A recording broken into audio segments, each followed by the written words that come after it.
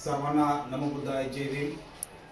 अजिंठा बुद्ध विहार धार अंतर्गत बुद्ध विहार जोडो अभियान आणि या अभियानासाठी आजचं गाव आहे मसला। तर धार ते मसला हे 12 किलोमीटर अंतर आहे। तर चला जाऊया मसल्याला आणि बघूया तिथलं विहार। नमो बुद्धाय जय भीम।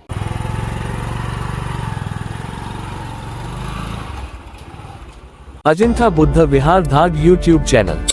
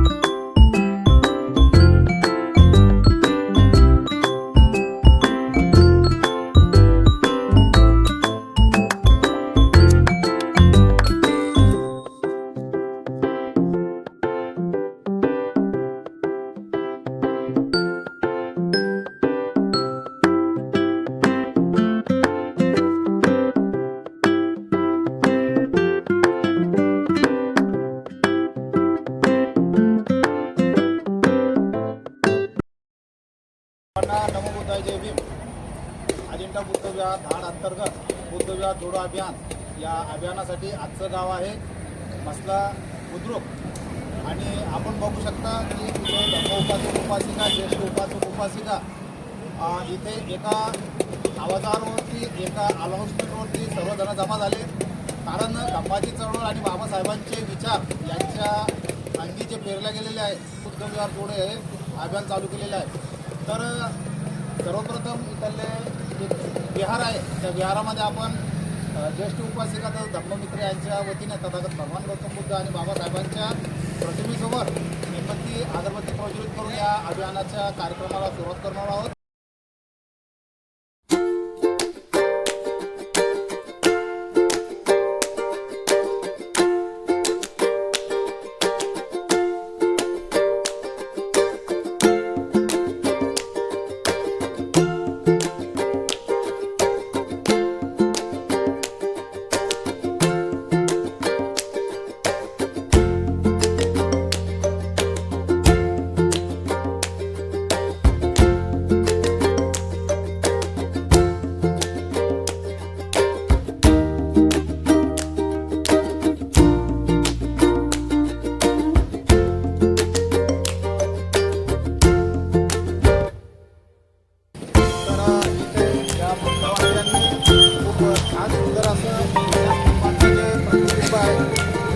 तर आम्ही ज्यावेळेस कोरेगावला जात होतो त्याही वेळेचं केलेलं आहे। आणि बघा या वासियांचे सेवा तर चला आता आपण बुद्ध विहार जोडो अभियानाकडे बोलूया आणि आपला कार्यक्रम प्रवर्तक तथा संपूर्ण विश्वाला शांतीचा हा महान संदेश देणारे महाकारुण्य प्रदाता भगवान गौतम बुद्ध विश्वरत्न बोधिसत्व परमपूज्य डॉक्टर बाबासाहेब आंबेडकर मानवतेच्या कल्याणासाठी ज्या ज्या नायकांनी कार्य केले अशांना आणि त्यांच्या विचारांना सर्वांना प्रेमावंदन।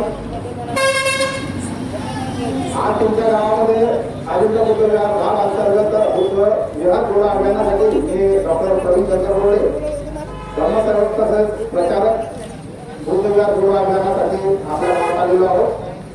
विषय असा आहे की आपल्याला जो धर्म तथागत भगवान गौतम बुद्धांनी दिलेला आहे आणि त्यानंतर आपण जे दारिद्र्य जीवन जगत होतो वर्ण व्यवस्थेमध्ये बोलायला होतो तर याला फरक काढायचं काम महामानवांनी म्हणजे बाबासाहेबांनी दिलेला आहे. आणि त्या बाबासाहेबांनी आपल्याला 1956 रोजी जो धर्म दिलेला आहे त्या धर्माच्या अनुसरणाच आपण आपलं जीवन जगत आहोत. परंतु बरेचसे विहार आपण फक्त नावासाठी बांधून ठेवलेले आहे, जे आजपर्यंत धूळ खात पडलेले आहे. सध्या स्थितीत बरेचसे असे विहार आहेत तिथे तिथे माझी भेट झाली की ते धूळ खात पडलेले आहे. फक्त विषय असा आहे की आपण बुद्धाचे अनुयायी आहोत आणि बाबासाहेबांचे अनुयायी आहोत. फक्त आम्हाला 14 एप्रिल आली म्हणजे आमच्या अंगात बाबासाहेब भेटतो. बुद्ध पौर्णिमा आली म्हणजे आम्ही एक दिवस बुद्ध होतो. इतर जे काही कार्यक्रम असतात त्या कार्यक्रमाच्या दिवशी आम्ही फक्त आचरण करतो. 365 दिवसातून मोजके म्हणजे 3 ते 4 दिवस या जयंत्या असतात त्यावेळेस आमच्या अंगात ते रक्त सळसळते आणि बाकी मग 360 दिवस आम्ही जैसे ते वैसे तो. ठीक आहे ना. म्हणून तुम्हाला आचरण करण्यासाठी काय पद्धत आहे ही पद्धत अवलंबून घेण्यासाठी हा अभियान चालू आहे. आणखी जर पाहिलं तर ह्या लहान मुलींना या लहान मुलांना इथं येईपर्यंत 4-4 वेळा दादाबाई म्हणणं पडवलं. म्हणजे तुम्हाला धम्म तुमच्यापर्यंत किती पोहोचला, बाबासाहेब तुम्हाला किती पोहोचले. या 3-4 महिला ज्या आहेत यांना, या जुन्या महिला आहेत यांना बाबासाहेबांनी वर काढलेले म्हणून यांना जाणीव आहे. बुद्धांनी धम्म दिलेला त्याची जाणीव आहे म्हणून या तुम्ही बसल्या. तुमच्यासारखे तरुण धम्ममित्र ज्यांना खरोखरच धर्माचं कार्य करताना, बाबासाहेबांचं कार्य करताना असं वाटते की मी या जगात येऊन माझं या बाबासाहेबांनी दिलेले संविधान रूपी स्वातंत्र्यासाठी माझं जगणं महत्वाचं आहे म्हणून मी काहीतरी कार्यप्रणाली करावं म्हणून तुम्ही इथे येऊन बसलेले आहे. बरोबर आहे. स्वयंपाक साहेब सगळ्याच्या घरी आहे. माझा बी संसार आहे. मी बी घरदार करून एकटा निस्वार्थीपणे जर हे कार्य करून आलो तर माझा काही तिथं घेतू नाही. फक्त एवढं आहे की तुमच्या विहाराला आतापर्यंत केलेले कार्य काय आहे. तुम्ही धर्माची चळवळ आतापर्यंत काय चालू केलेली आहे. वर्षवास 3 महिन्याचे तुम्ही सांगितले.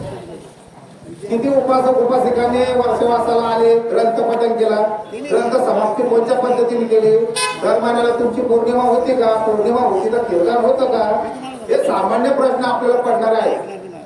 तुम्ही जर दुसरा एखादा कार्यक्रम असला तर आपला हाताचं काम सोडून आपला स्वयंपाक सोडून हजर असाल. पण चळवळीचं, बाबासाहेबांचं, बुद्धाचं काम, धर्माचं काम कारण आपल्या चित्ताला ते पटत नाही ना. चांगलं होणं आपल्या चित्ताला पटत नाही कारण आपल्या चित्तात दोष भरलेले. ते दोष काढण्यासाठी आपल्याला काय करावं लागेल, बुद्धांच्या तत्वाचं आचरण करावं लागेल. त्यावेळेस आपण कुठेतरी बुद्ध अनुयायी म्हणून आपण वागू. बाबासाहेबांच्या विचारांना प्रेरित होऊन आपण जीवन जगलं त्यावेळेस आपण भीम अनुयायी होऊ. नाही तर बस 14 एप्रिल आली आणि बुद्ध जयंती आली, प्रार्थना घेतली, त्रिशरण पंचशील तरी तुम्हाला अवगत आहे का. तर बाळा त्रिशरण पंचशील येते का, येते. मराठीत अनुवाद येतो का त्याचा. बर आता हे झालं पंचशील घेणं ग्रहण करणं म्हणजे काय हे माहिती आहे का आपल्याला. आतापर्यंत आपण 40-50 वर्षाचं झालो परंतु आम्ही फक्त नावाला त्रिशरण पंचशील घेतो आणि किंवा बोधाचार्य किंवा कोणी ब्राह्मण आला पंथी जे आला त्यांच्याकडून अवगत झाल्यानंतर आम्ही आंदोलन करतो. तर त्याचा अर्थ काय, त्याचं अनुसरण केल्यानंतर आपल्यावर काय फरक पडेल हे माहिती आहे. पंचशील जे घेतो, ज्या या म्हातारा पत्रा माय मावले बसलेले आहेत त्यांनी लहानपणीच आपल्याला शिला दिलेल्या आहेत. त्या पाच भगवंतांनी ज्या दिलेल्या आहेत, तथागत भगवान गौतम बुद्धांनी आपल्याला ज्या शिला दिलेल्या आहेत त्या शिला या मायमावल्यांनी आपल्याला लहानपणी शिकवलेलं आहे की बाळा शाळेत चालला तर चोरी करू नको, पेन्सिलची कोणाची खडू करू नको. बरोबर आहे. बाळा शाळेत चालला तर कोणाला मारू नको. बरोबर. नंतर तिसरं की बाळा शाळेत चालला तर पोरीच्या केस तू धरून नको. बरोबर आहे. आणि तंबाखू भुताच्या काळात परंतु एखाद्या वेळेस जर तंबाखूचं सेवन करू नको. बरोबर आहे. तर ह्या 5 शिला ज्या अवगत आपल्याला आहे परंतु आपण तिच्यात आहे का बांधतोबांध नाही. आता सध्या परिस्थितीमध्ये आता जर या परिसराचा जर इतिहास जाणला किंवा पाहिलं तर इतिहासले 50% वरचे लोक पुरा मेहरमध्ये समाधी खाना मेहरमध्ये शिक्का पडत समाधी आम्ही केलेला आहे. परंतु का केलेलं आहे कारण त्यांच्या चित्तात ते दोष बसलेले आहे. बरोबर आहे. त्यांच्या शरीराला ते अवगत झालेलं आहे. म्हणून याचा कुठेतरी आपल्याला याच्यातून बाहेर पडून आपल्याला इतकं सुंदर सावमंडप आहे, इतकं सुंदर विहार आहे. इथं कोणी 2 मिनिटं येऊन अगरबत्ती मेणबत्ती लावतात. सगळ्यात खरा प्रश्न सकाळ संध्याकाळ तुमचं इथं हे विहार बांधणं काय झालं हा? अरे तुम्ही तुमच्या बुद्धाने बाबासाहेबांनी तुम्हाला जे दिलेलं आहे त्याचं पालन नाही करत तर तुम्ही करता काय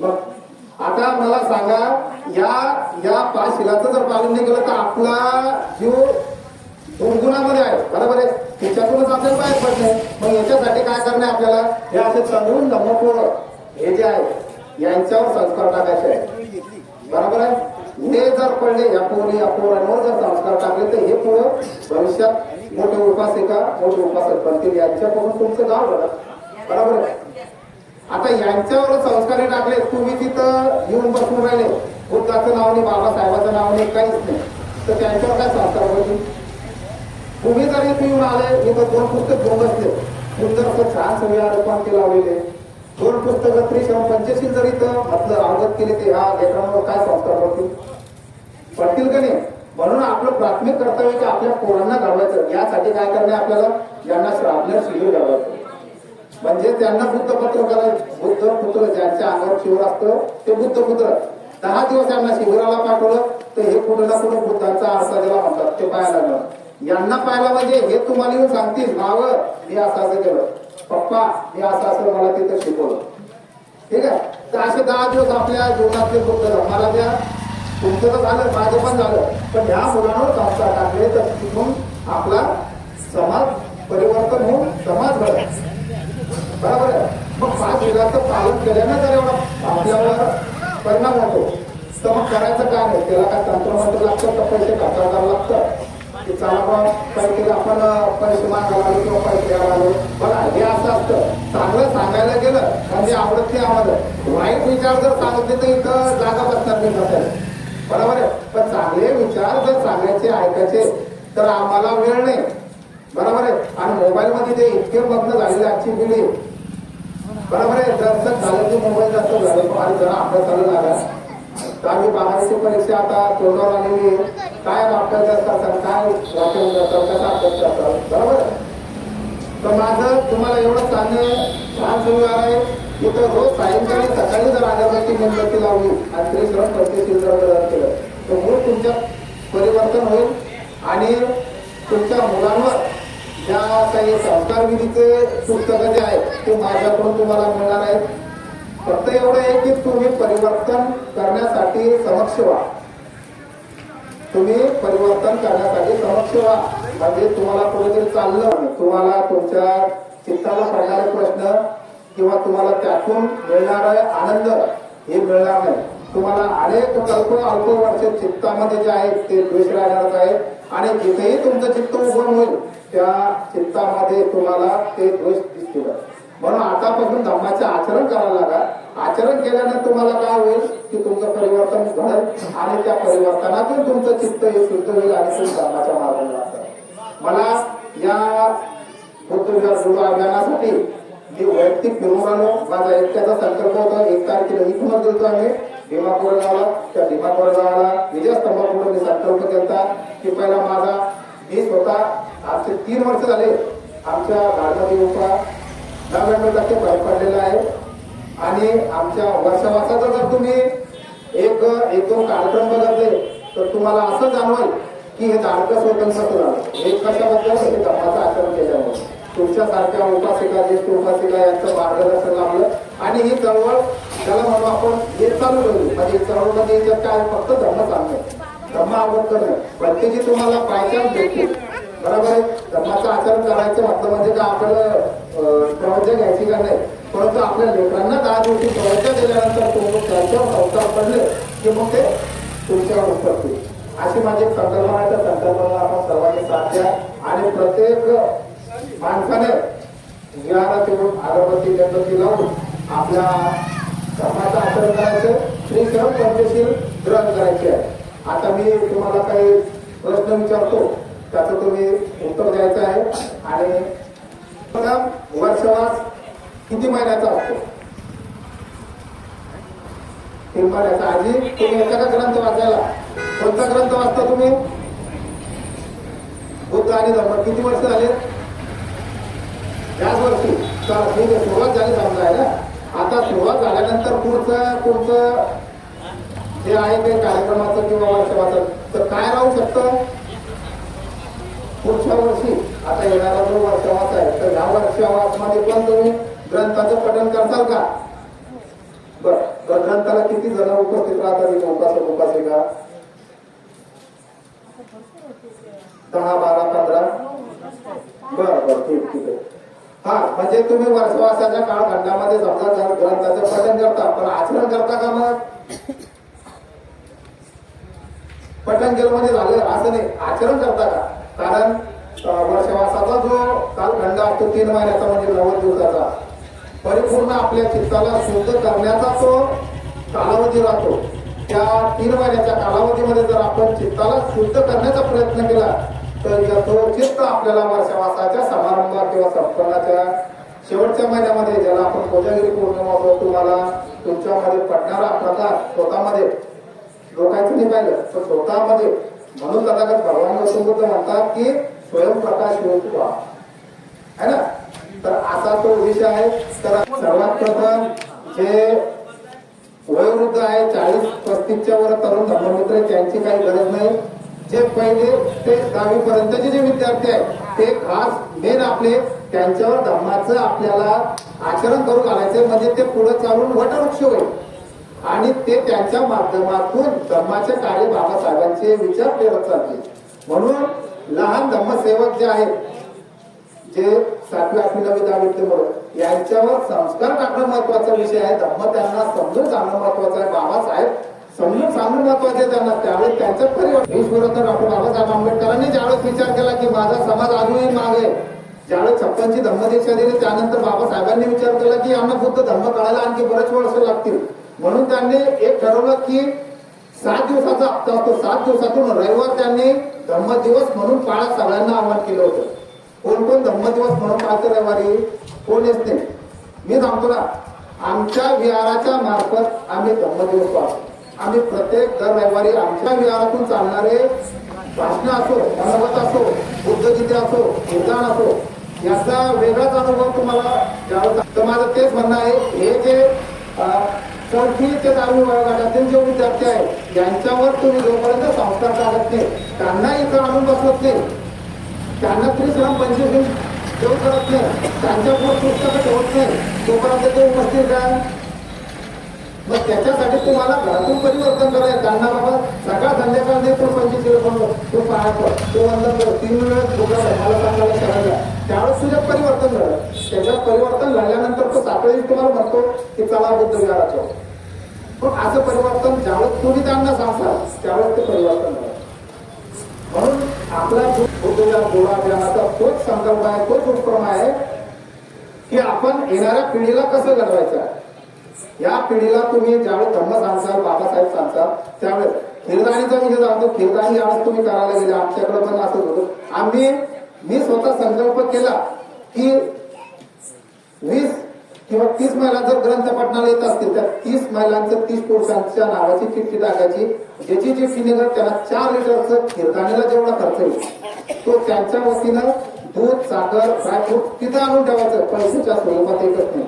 आणि त्या खिरीमध्ये माझं स्वतःचं माझ्या परिवाराचं 1 लिटर दूध या ताईच्या परिवाराचं अर्धा किलो साखर तुमच्याकडून 50 रुपयाची इलायची त्या दादाकडून 100 रुपयाचं ड्रायफ्रूट असं केल्यानं ते खीरदाणीचं आम्ही उपक्रम चालू केलेला. 8 ते 9 महिने झाले आमची खीर 4 लिटरवरून 30 लिटर पर्यंत खीर पोहोचलेली आहे. हे कशामुळं ही बुद्धांवर असलेली श्रद्धा बाबासाहेबांवर असलेली श्रद्धा धर्मावर असलेली श्रद्धा. पैसे मागायचा विषय आमच्याकडे फक्त बघा ज्याला धम्म कळाला तो विहाराकडे वळाला. ज्याला धम्म कळाला तो विहाराकडे वळाला.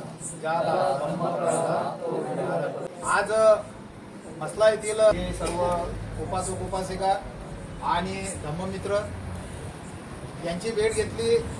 खूप चर्चेमधून असं निष्पन्न झालं की इथे वर्षावास चालला परंतु ज्या पद्धतीत चालला पाहिजे होता तो चालला नाही. परंतु त्याचा संकल्प असा आहे की पुढील येणाऱ्या वर्षावासामध्ये ते संपूर्णरित्या एकजुटीने तिथे वर्षावास संपन्न करणार आहे. आणि खीरदाणीचा जो प्रस्ताव आहे त्या प्रस्तावामध्ये पण थोडं मला जाणवलं तरी त्यांनी परत एकदा संकल्प केलेला आहे की पुढील येणाऱ्या पौर्णिमेमध्ये आम्ही यामध्ये बदल करून आम्ही चांगल्या पद्धतीने कीर्तनाचं आयोजन करणार आहे. त्या कीर्तनीला मी स्वतः उपस्थित राहील आणि आमची पुरी टीम इथं उपस्थित राहून यांच्याकडून ती परिक्रमण आणि परिभाषा जाणून घेणार आहोत. तत्पूर्वी या मासल्या ग्रामस्थांचे उपासक उपासिकांचे मी शतशः आभार मानतो की त्यांनी मला आपल्या अजिंठा बुद्ध विहार धाड अंतर्गत जे अभियान चालू आहे बुद्ध विहार जोडो अभियानाला त्यांनी साथ दिली आणि यामध्ये सहभाग त्यांनी नोंदवला. यासाठी मी डॉक्टर प्रवीण शंकर बोर्डे धम्मसेवक तथा प्रचारक बुद्ध विहार जोडो अभियान यांच्या वतीनं व सर्व टीमच्या वतीनं यांच्या सर्वांचे मी हार्दिक अभिनंदन करतो आणि आभार व्यक्त करतो. नमो बुद्धाय. जय भीम. जय संविधान. अजिंठा बुद्ध विहार धाड यूट्यूब चॅनल. शरणं गच्छामि.